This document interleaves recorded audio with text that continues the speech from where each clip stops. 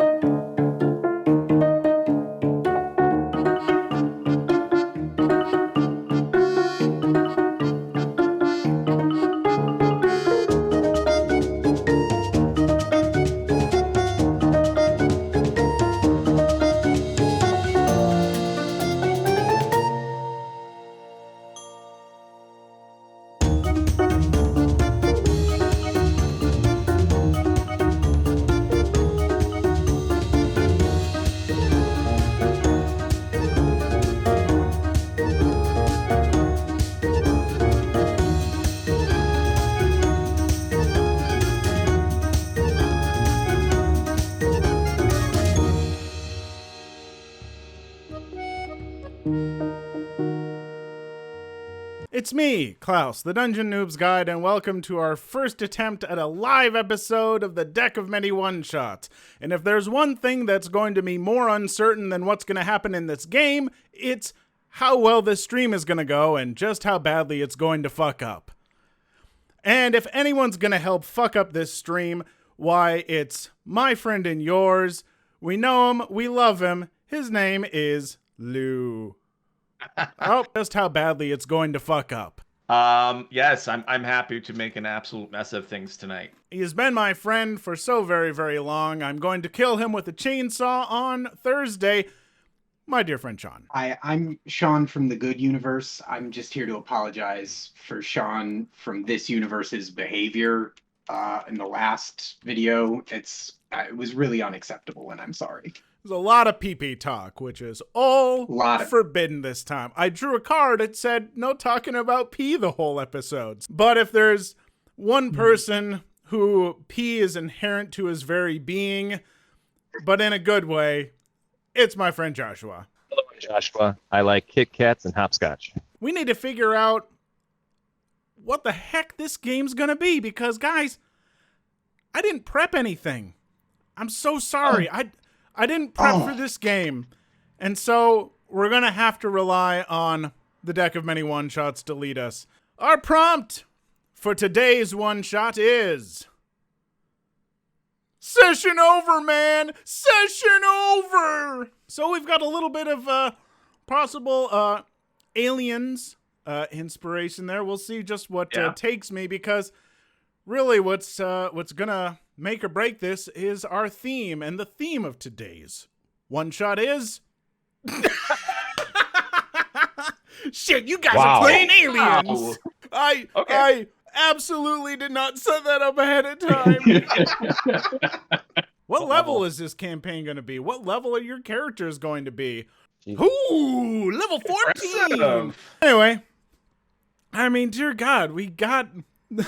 We got the perfect lineup of aliens here. And so we're gonna it's gonna be a little more sci-fi. So give yourselves a little bit of a sci-fi twist with D&D. We'll make it happen. I love it. I'm here for it. You guys are on this huge transport ship, and you were stopping for snacks aboard the snack station. Everyone in the snack station was dead. Let's start with Lou. You're our leftmost. Yeah. I'm Ethandius. As you noticed, my bird-like physique. I'm an Aarakocra. So just call me Bird Dude. So you call me Ithy Bird. That's cool with that. I'm cool with that too. I have traveled like the stars for like forever, and I'm here for righteousness.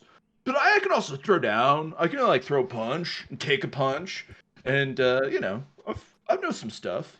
My name's Benar. I'm a pianist. You may know me as Benar Spankmeyer, the musician here at the station, or spaceship, whatever, the stationary spaceship. Yeah. Yeah, man. Yeah. I'm coming out with a new album soon, so if I don't get eaten by aliens. Why would you get eaten by aliens? That seems like ominous and premonitious, man. I've never heard of it happening ever, so I Never don't know why I has. brought it up. Never will. Before. Hey, I'm Garl McCaffey. Thanks for asking. I'm just happy to be here.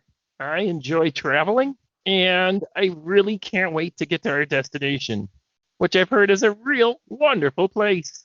Where is your destination, Garl? Tell me, where are you guys headed? Because you stopped for snacks, but where was your ship headed? I heard we were to venture off to the third asteroid north of Saturn. The third asteroid north of Saturn. You don't necessarily think of asteroids as being a big, set destination, but it's a hot spot. Clubs are popping up on that asteroid. They got a really nice little food truck scene going on there. As a child, I really enjoyed the show Galaxy High, so I assume that would be pretty similar. It definitely is, and I know what that show is, and I have a lot to say about it, but we don't have time! So yeah, you were all, you're back here, and it says Solar Array Research Computer, but that, old blueprints, what are you gonna do? In actuality, you are, of course, at the snack bar, but stuff is strewn everywhere. You guys wandered through this whole station. It was absolutely silent. Where are all the hot people? Come on! There are no people to be seen, but what's worse, you get back here and through all this mess, there are no snacks. Whoa. Now, I'm being paid primarily in snacks for playing music for this joint, so this does not work for me. As most musicians are. The lack of snacks is totally heinous, and I totally disagree with this situation. So, okay, I was looking around in the kitchen, and I flipped this switch, and a light came on, and I didn't realize it, but the switch says, monster switch? What does that mean? Whoops. Monster, like Munster, like cheese? Is this cheese? Oh, dear Garl, though. You've made the mistake, apparently, of flipping the monster switch instead of the light switch. I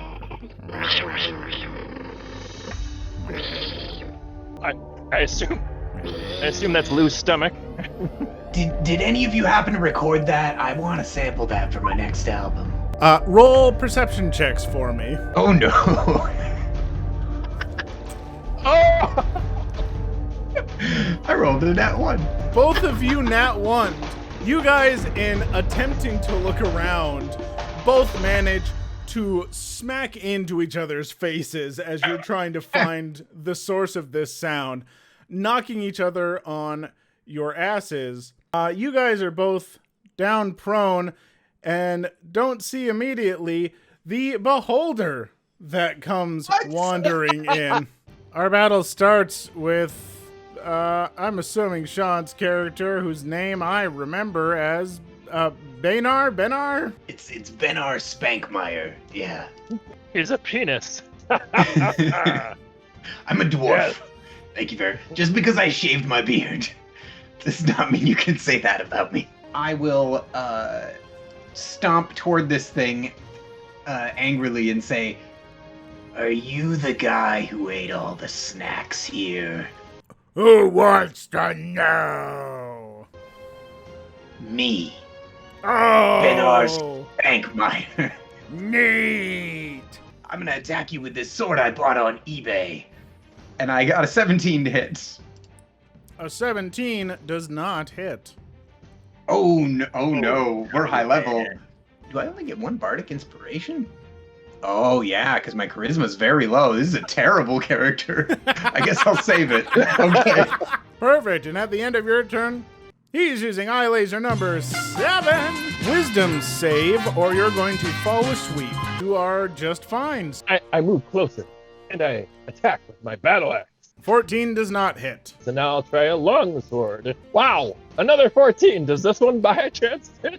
Carl, you don't have to be so polite. You can actually hit the alien when it's on the spaceship. Did we work together at the Walmart? Oh no, never mind. You're a beholder. I hate you.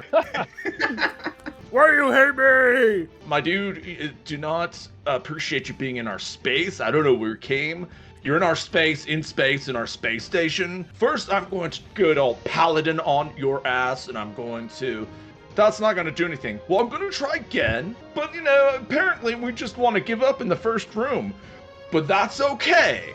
I'm also a monk, so I'm going to use a key point, and I'm going to kick you a couple times. How's that sound? I would rather you didn't. Kia! Oh, no, you don't want the kick.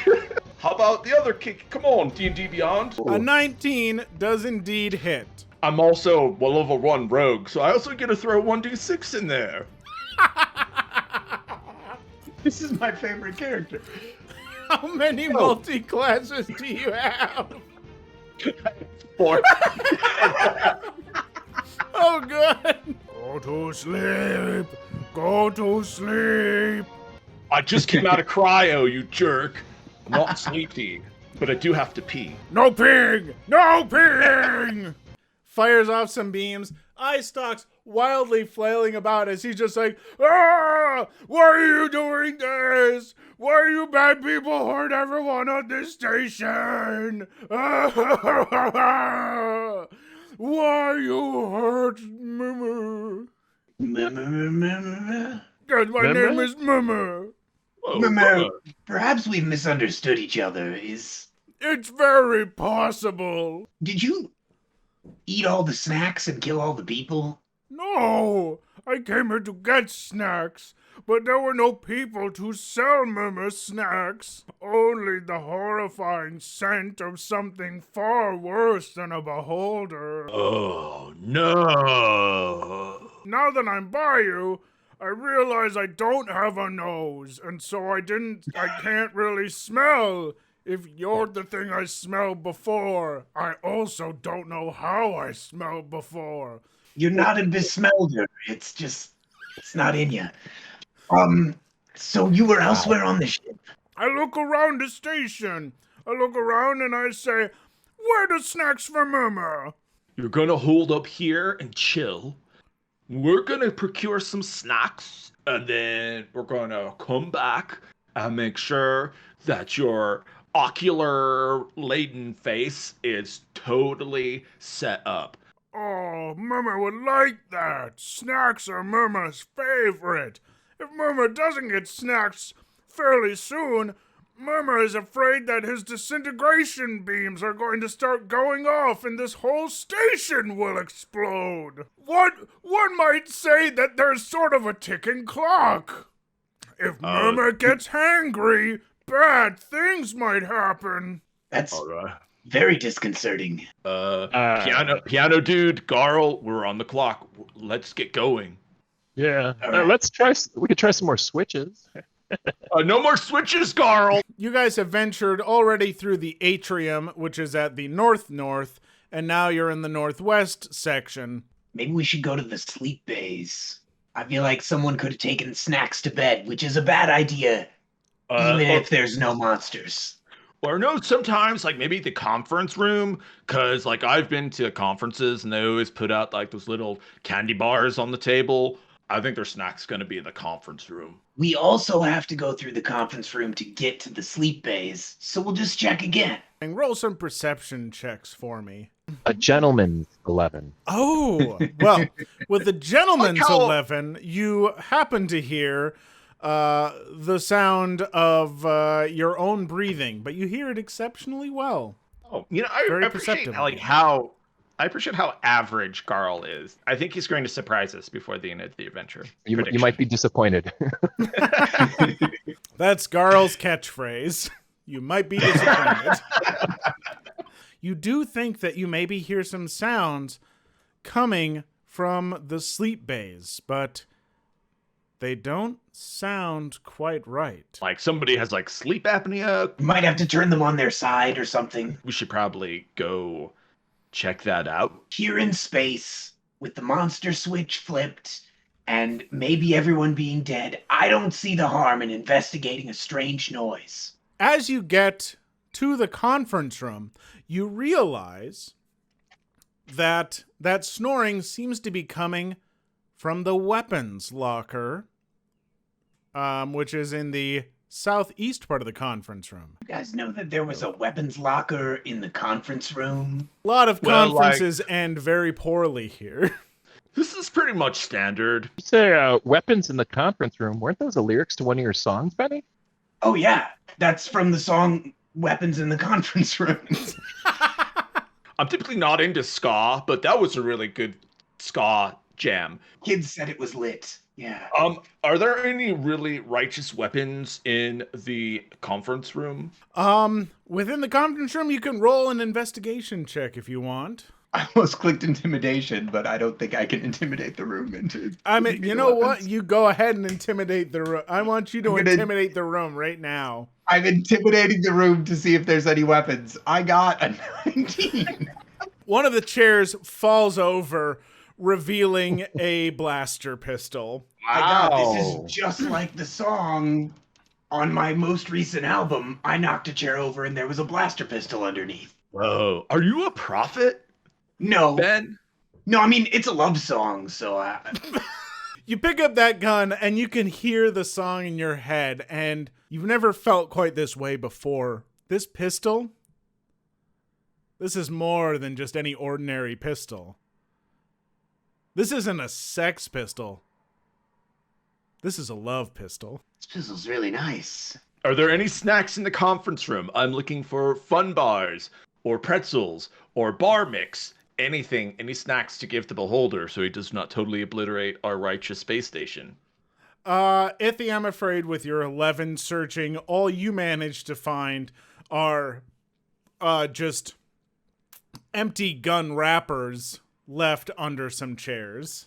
Did you say gun wrappers? Yeah, gun wrappers. You know, from the gun vending machine. Oh, obviously. The weapons locker is where they stock the vending machine from, obviously. Yeah, if no one else does, I will go look in the weapons locker. It is locked, and from inside, you hear a voice that goes, nothing in here but us guns. Well, we tried. I look at my gun, and I say, I don't think she believes you. And I'm going to try to shoot the lock. So 20 total. 20.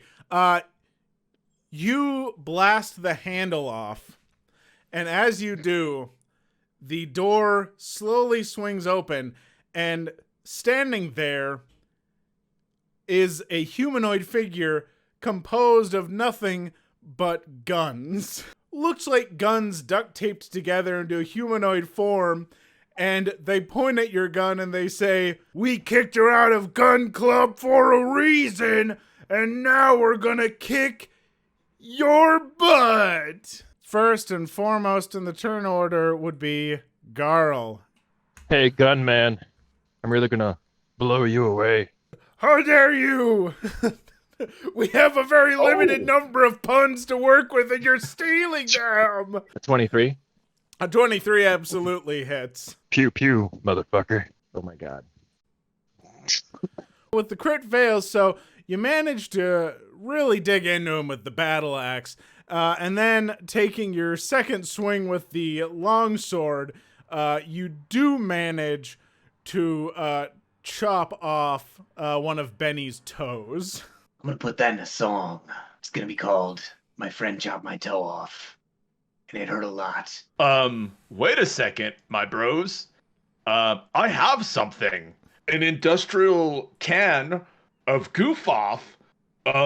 Perhaps if I spray it on yon automaton put together with duct tape, maybe he'll just fall apart. You manage to get it on him, and a significant number of his guns start to slip out. Oh god! Oh! You have no idea how much this hurts! You fools are gonna pay for this! And he just starts Muppet dancing around, arms flailing wildly, and all of his guns just start going off. These guns go off wildly for 32 total damage. So 16 to the rest of you, and 32 for Garl. That one hurt too, but I'm not gonna write a song about it. And that actually hurts more than I thought it would. That seems deeply personal at a level I wasn't prepared to handle. And I will fire my newfound love gun, and I critical hit. Oh dear God. Just like my hit song, My Turn Is Over. My turn is over. I love that song. Oh my God. My character's broken now. A 1 again. You just scream out loud and swing that battle axe, and you manage to basically chop off one of Ithy's toes this time. Dude, not cool. Longsword attack. All right, here we go. Oh, no attacks. Beautiful. He's looking pretty bad. A lot of the guns have fallen off. There's kind of a few laser AK-47s and just a couple other, like, you know, space Glocks and stuff that are really holding everything together at this point. You know, the space Glock really held things together on Delta Alpha Centauri against the battle mechs on Optimus Prime. All right, I put the goo on you, and now I'm going to take you down. No more gun dudes. I'm sick of this nonsense. I can't tell how much damage because D&D Beyond failed. 10 points. With that, you slam your battle axe through it. The last bits of tape start peeling off, and the gun guy's like, well, I gave it my best shot. And he falls over into a pile of just normal space guns. Normal space guns. I'm really glad that the battle axe kept up its tradition of being a weapon of choice throughout the ages as we traveled as a species into space. I'm really happy about that. It's a cool tradition. I have everything I need right here. This gun understands you like no one else ever has. I lean down to one of the defunct guns and I'm like, did you steal the snack? I don't think it's gonna work. Okay, I guess we continue to the sleeping place, the sleeping bay. Let us sally forth. I think that's something people say. I knew a woman named that. I wrote a song about her. I'm sure you did. Also, like a bad comic book from like the comic strip when comic strips were a thing in the Sunday newspapers. I think they're up to Sally 5th or 6th now. 6th. All right, I'm right there with you, Ben. Let us go to the sleeping quarters.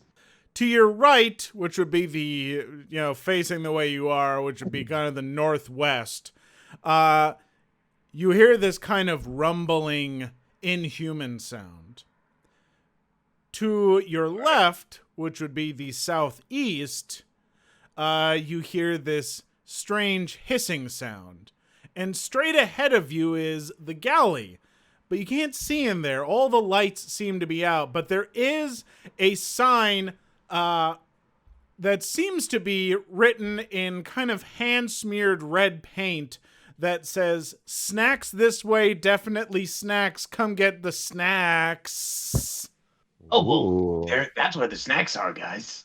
Me being a person of above average intelligence, I will say, maybe that is a trap, my dudes. That is when you notice the second sign that's kind of dangling from the first sign. It seems to be attached by some sort of pinkish intestine-colored rope. And that sign says, "Not a trap." Oh, well, I mean, there you go. I vote for snacks. I've always believed in snacks. I think that there are snacks there. Let's go. All right. Yeah. That makes it unanimous, I think. I'm not going first. Why do I keep going first? You literally are going first. Like, you are moving your token first. I'm just saying. I need to stop doing that. You're too excited for what's... Someone is moving my token. It's real dark in here. Make me some perception checks. I seem pretty perceptive. Garl, as you guys are marching forward, and I'm going to say you're a little further in at this point, Garl, you can distinctly smell chocolate, but there seems to be something else with it. Something decidedly unsnack-like. Well, I can definitely smell chocolate, and I can definitely smell potato chips, but I can't really decipher what it else is that I smell. It might not be a snack, guys. This might actually be a trap. I don't understand how that could be.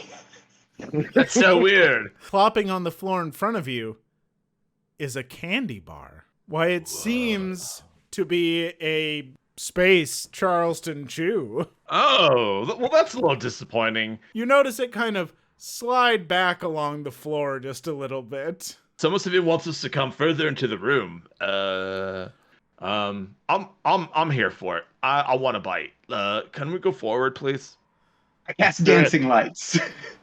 That is when you notice, We can see the stream.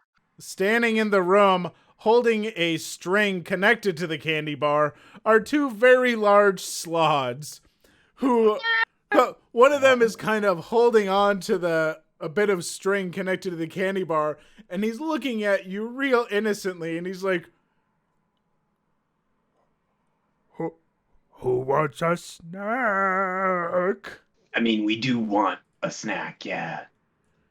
And then the other one goes, yes, so do we. Oh, also, you would notice that this room is packed full of, there's a pile of snacks behind them in the room. Also, there is a pile of mostly eaten corpses. Nice. This might be the weirdest time to do this, but I play the draw another prompt. Oh my god, no. All right. Well, our second prompt is, what happened to my gear? I'm done. As you guys are standing here and the battle is getting prepared, all of a sudden behind you, you see a part of the weapon golem suddenly shout out, "You think you're done with me?" And he fires a shot that misses you, hits the wall of this room, and the wall bursts open, depressurizing. And so I'm going to need all of you to roll strength checks as you try and grab on and not get sucked out really quick. Checks or saves? Does it matter? Saves. Checks. Saves. It doesn't matter for most people. Almost no one is proficient in strength saves because why would you be? It's D&D. It's a third of the numbers on your sheet don't matter. But as you're all hanging on and everything like that, you manage to mostly save yourselves. But the first thing that gets sucked out are all of your various weapons, including Benny, yes. Your pistol gets sucked out into the vacuum of space. Still no. After your guns go, the weapon golem then finds itself getting sucked out into space as it's shouting out, "This is a bad idea!" The sloths kind of laugh before one of them gets sucked up to the hole, plugs it, and as he's sitting there plugged and kind of half out, he's just like, oh, no, I don't want to, and his face and half of his body kind of caves and sucks in as the pressure is trying to suck him out before he finally just solidifies and seals the hole. Just kind of a puckered sphincter of flesh on the wall. This is just like my song, "This is what happened in one of the Alien sequels." Actually, I thought it was from your song Puckered Sphincter, which was actually one of my favorites. That's a love song. Yeah. It's the single worst play of a card I've ever done. You guys have no weapons or anything like that. Your gear is all gone. And there's this one slod left that's standing there, and he kind of smirks at you and goes, well, how are we going to play this? Because the way I see it, you've nothing to fight me with, and I've no one to share my meal with. So what would you guys like to do? I'll let you decide if you want to try fight, run, talk your way out of it. I don't know. Oh, look. A MacGuffin. Oh, God. All right. Do tell. This token was given to me by my father. It was a free pass. Because one day he said a slot is going to threaten your life in space after his friend was sucked out and plugged the hole, saving the life of you and your friends. I thought it was full shit, man. But it proves totally useful in this exact moment. Yes. I think we're all well aware of the infamous slot tokens. I guess you've bested me. I guess you were going to get away with this all along. Very well. I shall let you pass. But, as the rules of the token state, what would you have in return from me for besting me? What's on you, dude?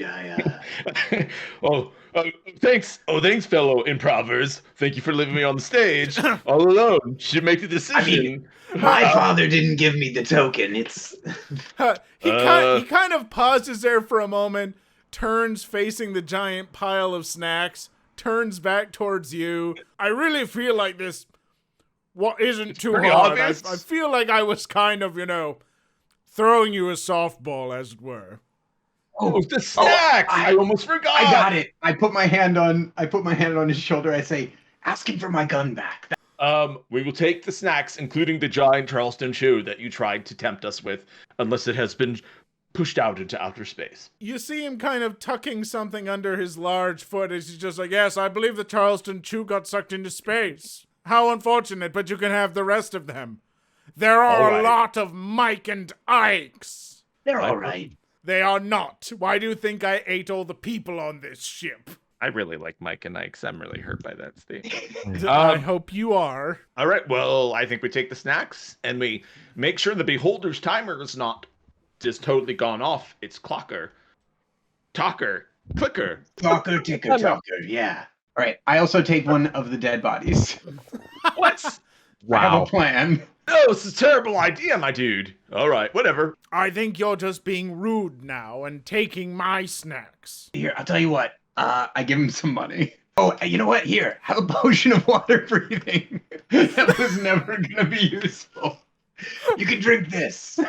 Finally! Chugs it and leaps out a space window into space. That doesn't work that way. And he kind of looks back and he says, space is the sea of space! And floats away. Let's go and go to the beholder. You guys get there. Mima comes up to you and he's just like, oh my god, you guys. I hope you found some snacks because I'm getting hungry. And you notice one of his lasers just kind of fires a bunny rabbit into the wall and the rabbit explodes. And he's like, oh, my rabbit beam. Oh, it's starting, guys. I'm so hungry. Brought you some snacks, my dude. Oh, cool. I would have smelled them, but as we've established, I don't have a nose. Well, worry not, our friend beholder. We have plenty of snacks, including a plethora of Mike and Ike's. Oh, god damn it. I fucking hate Mike and Ike's, but fuck it. I'm too hungry to complain. He's like, you guys better have some snacks too, though. I mean, we're all here for the same reason, for delicious snacks. There's only one thing I need anymore. And I think one of you has a rope, right? I have a fucking plan. All right.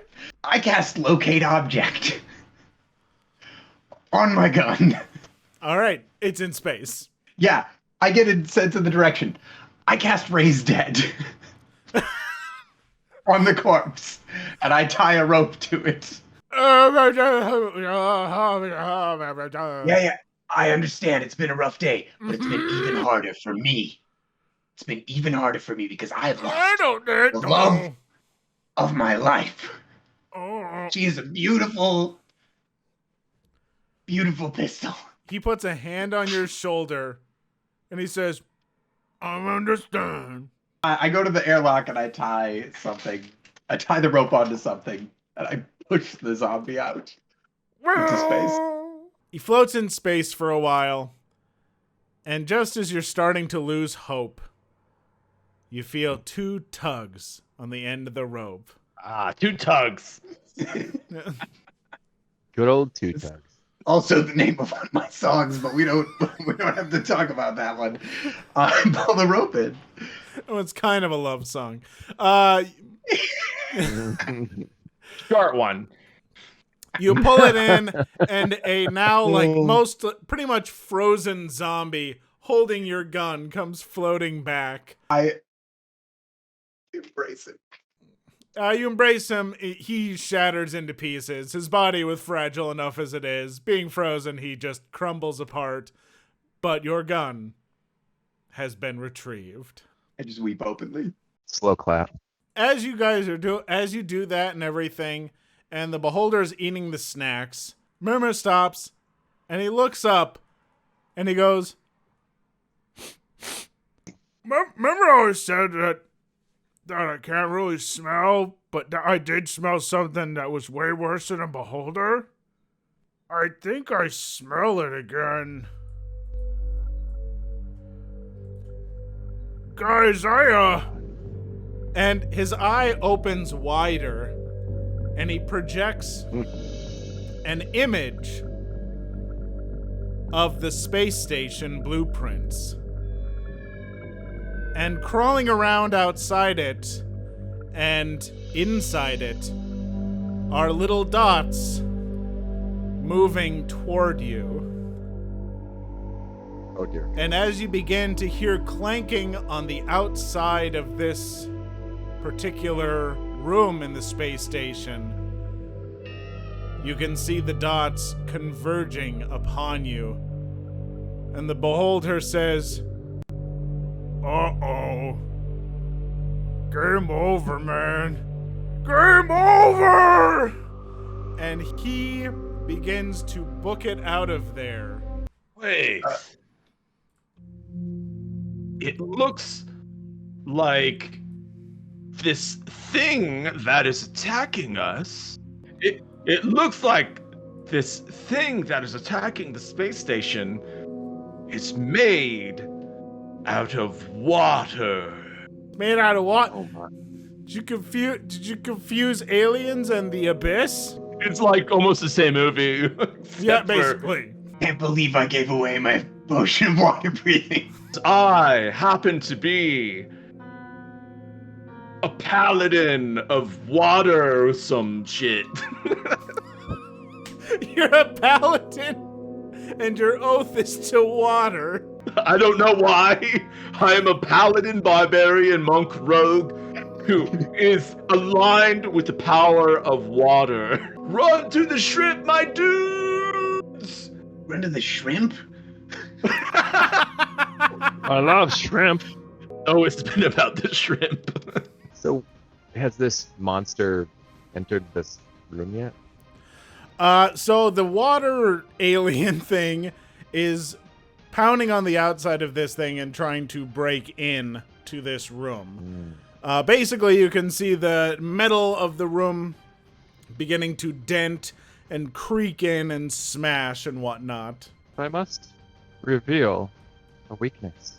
Now, I remember as a boy, a scary water-like monster attacking a space station.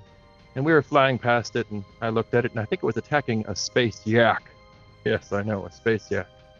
With a bat. And I looked at it and said, I know that golf swing. And therefore, I remembered the weakness of this water space creature is that it's afraid of space stations.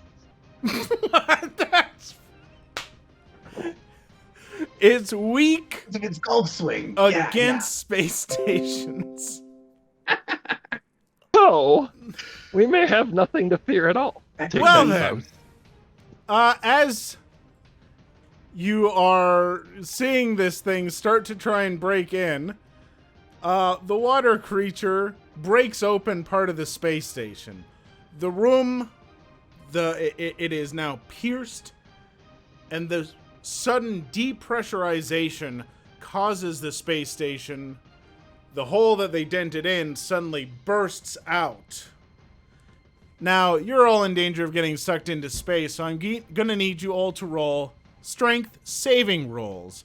But this hole is bigger than the last, so if you fail this roll, which I'm going to set at a 15, it could be very bad for you. Benny, that ain't a 15. It is not. The room blows out from the depressurization.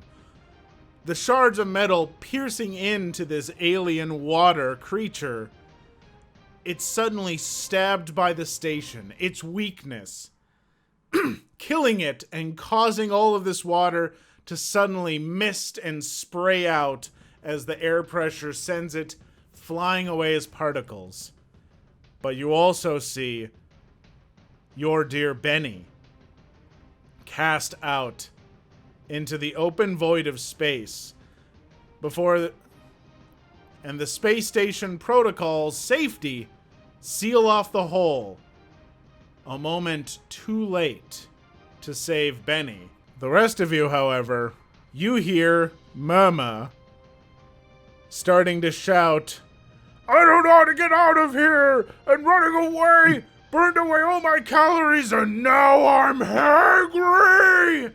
And you begin to hear beams fire off in every direction, and you can hear alarms going off as a voice on the space station begins to say, 5 minutes until space station integrity reaches critical levels. All right, Carl.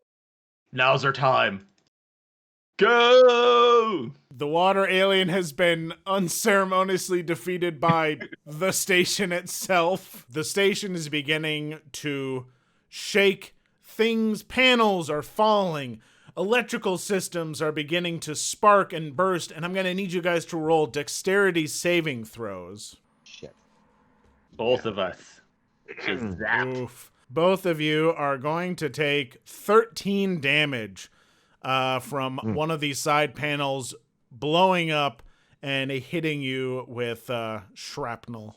Oh, no. Yum. As you reach the conference room, once again, suddenly the station lurches wildly and the conference table is sliding towards you rapidly, so I need another dexterity saving throw to avoid it. This one, Ithy, you're going to take 21 points of damage. Ooh. It was like one of those heavy oak tables. Oh yeah, it's a big table. I mean, look at that thing. That thing's like 20 feet long. 40 feet if the squares are 10 feet. It's anyway. Thousands of feet long. That table is incomprehensible in its non-Euclidean nature. Truly, it boggles the mind. It's no longer a mystery why so many conferences end with wild gunfights. I think I'm going to make it out alive. Why would you say that? As you guys get up here, there's kind of a raised platform in the center where usually the station engineer usually calls all aboard for the ships and whatnot. Standing up there instead is something far worse. Is a giant reconstituted gun golem.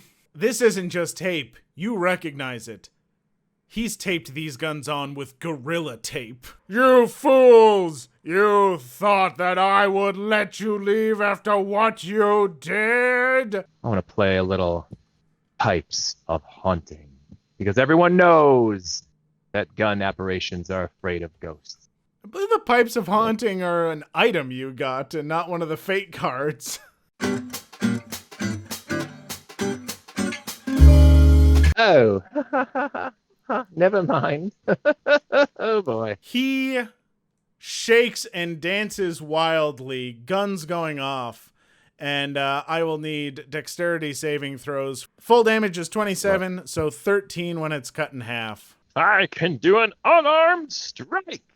I'm gonna bust a cap in your ass. Well, he had good intentions. Is that all? Well, I'm glad you asked because I have 3 actions. So let's just break my hand some more. Ooh, and this time a 26. That'll hit. 24? That'll hit. You've done a minor amount of damage to him, and he just kind of laughs and says, man, when it's my turn again, I'm going to fill you full of so many bullets. Wow, claws, because I'm Eric Akron. I'm also a paladin. I'm also a barbarian. So I rage, of course, because I'm a barbarian, monk, paladin, rogue. I'm going to claw the guns with my Birdman hands. My first attack, how does a 22 feel? 22 hits. All right, so then I get to do a D4 plus 4. But you know what? I'm going to sneak attack. So another 3 points. But because I'm a paladin... Oh, no, it's 2 more points because I'm a barbarian. Hold on to your hats, kids. A divine smite at level 3. So that's going to be 4d8. My second attack, how about that? As it gets to his turn, he's just like, that hurt a little bit, but this will hurt more. And you see his guns begin to all form together into one massive super gun as he prepares to fire on you.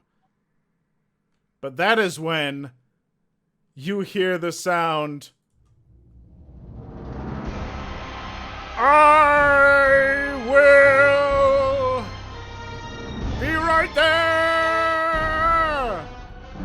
And the Slod, carrying Benny, breathing into his mouth with life-saving water-breathing breath, comes flying in through the little energy field of one of the docks, holding Benny and each of your +2 battle axes, tossing Benny to the ground, tossing you each your battle axes, looks at the gun golem and says, I'm out, and falls back out into space. Benny, you've joined the combat. However, Luz, I need you to roll a percentile for me. That is going to help determine just how many hit points you lost. 14. 14. Well, I guess you only took 14 damage. Could have been a heck of a lot worse. All right. Yes, it could have. The gun golem kind of looks at you, and he's like, "Can I do my thing now?" You go ahead. I need a second. You do your thing. All right. He is going to aim his mega gun cannon at Ithy. And Ithy, you are going to take 48 damage. Good night. Good night. Good night. I did my best. Oh, yeah. I did my best, dude. Oh, you'll be missed, buddy. He die? No. Oh, he's got death saving throws. He's fine. Okay. No one dies in D&D. Oh, okay. There we go. 28. That hits. I don't know if you guys have noticed this, but it looks like our enemy here, the gun, has turned into a tiny little innocent poodle. Who is on fire. The reason this happens is because from down at the back of the hall, a random eye beam from the freaking out beholder strikes this thing, shrinking him down into a tiny poodle, and then another beam hits it, setting it on fire, causing him to run around yelping loudly. I'm gonna go up to my fallen friend Ithy and try a medicine check. Is that a thing we can do in this edition? I do it. I got an 8, so that's not helpful. That is not helpful. You're trying to help him, and you just kind of like stick a finger into the open wound a little bit, hoping that you're gonna plug it. It's just like a spaceship having a hole in it, right? The hole, just don't stick things in it, man. Tiny flaming poodle is going to do some Sonic the Hedgehog rolls into Garl. Poodles are mean, so wa-chow! 16 damage fire. to you. And then since he hit that, much like Sonic, he bounces off and follows up with another attack that gets to ricochet over to Benny.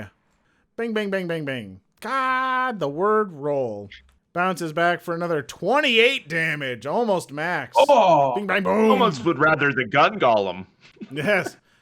And the dog lands back down, and you see most of its fur is now singed black mats against its skin. It looks more like something out of Resident Evil at this point in time, but it just kind of looks at you all with all the terror that a poodle brings, and is just like, ah!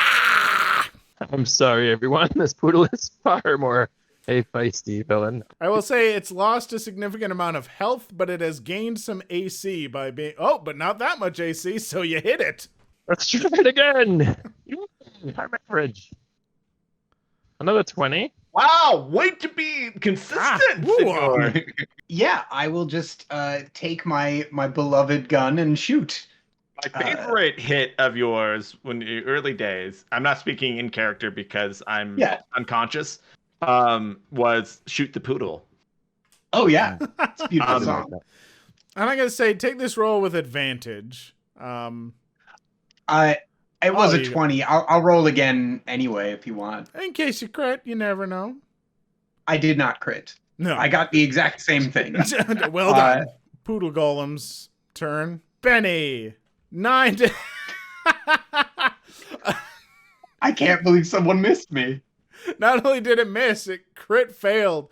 It just kind of, trying to hit you, its health is so low, it just kind of crumples into a burning pile of former poodle in front of you. And it mostly just smells terrible. I shoot it.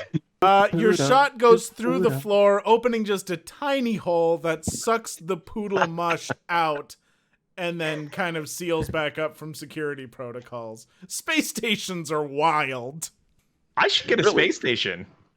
You wouldn't think they'd allow so many guns on a space station that just ruptures open at the slightest shot, but man, you now hear an alarm that, the space station alarm calls out, "Oh, it's real bad. Space station about to blow. Better go." But Ithy is unconscious, so if you guys want to save Ithy, you're going to have to roll a strength check to drag him out. But if whoever rolls a strength check, if you fail, you will not escape either. I'll do the strength check to see if I can pick up Ithy. I will cast Enhanceability on you. Well, 15. We back away with a view of the space station, and we see the ship blasting off from it just as a space station blows up. Guns flying everywhere. Thousands of them. And we see the ship safely escaping the explosion. And as we zoom in on it, we see our 3 heroes standing side by side. They completed the mission in just over 2 hours, so we get the ending where they all take their helmets off, but unfortunately, not the entire suit. I'm afraid you're going to need to try again and speedrun it if you'd like to unlock that special ending.